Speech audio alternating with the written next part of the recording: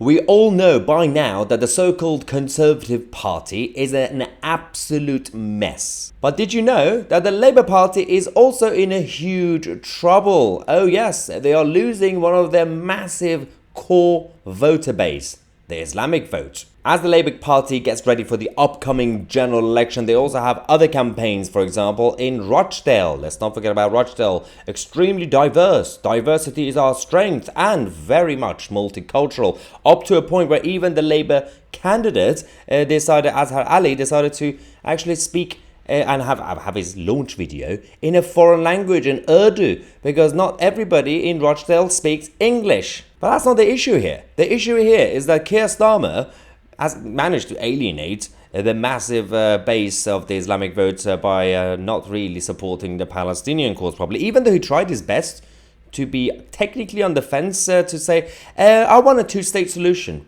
How do you do it? I don't know. I've just heard that's a good thing to say.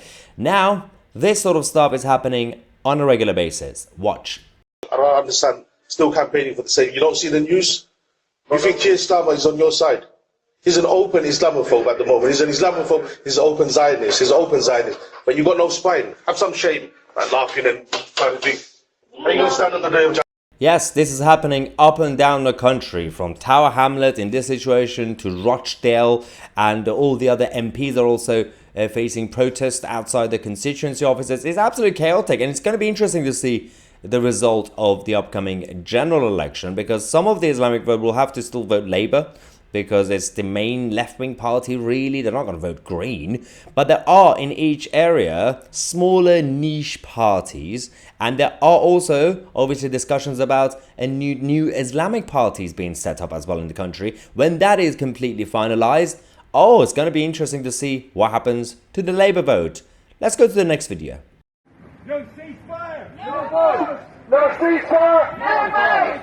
No ceasefire! No vote! No ceasefire! No vote! Now, this was a protest, a pro-Islamist protest outside Peter Carl MP's constituency office. The interesting thing about this is that I'm not really a big defender of the Labour Party, as it goes, no. But did these voters or protesters know that Labour is currently not in government? And it's interesting that essentially Keir Starmer, because he had to show sympathy when it came to the 7th of October, he's now being labelled a Zionist, and his party, his Labour Party, is being called a Zionist party. Has any of these people gone to the Labour Party conference to see all the Palestinian flags and all the communist flags, all the other Islamist groups and smaller events and fringe events that happen every single year? Have they actually met the Labour Party?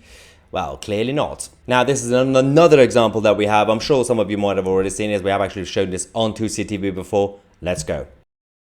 Hello? Hello? Yeah? Yeah? No, we don't support Zionists. Bye. We don't support Zionists. You can go away. Thank you. We're not Zionists. Yes, you are. Sorry. Bye-bye. Yeah, okay, bye. We're not Zionists. Yep, yes you are. Yes. Oh dear. This is the level of political debate we're getting in this country. But there's also this tweet from the Workers' Party of Britain, whatever that is. Hasn't Labour been in power in Rochdale for 7 years now? That is a very good question, right?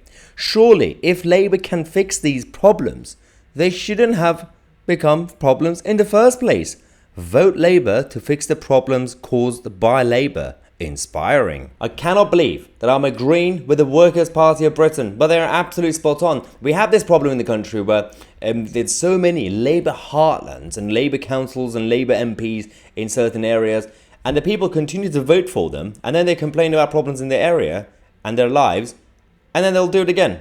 Like, what? What is going on? Anyway, we'll keep you guys posted on this, because this Rochdale campaign is getting absolutely fascinating.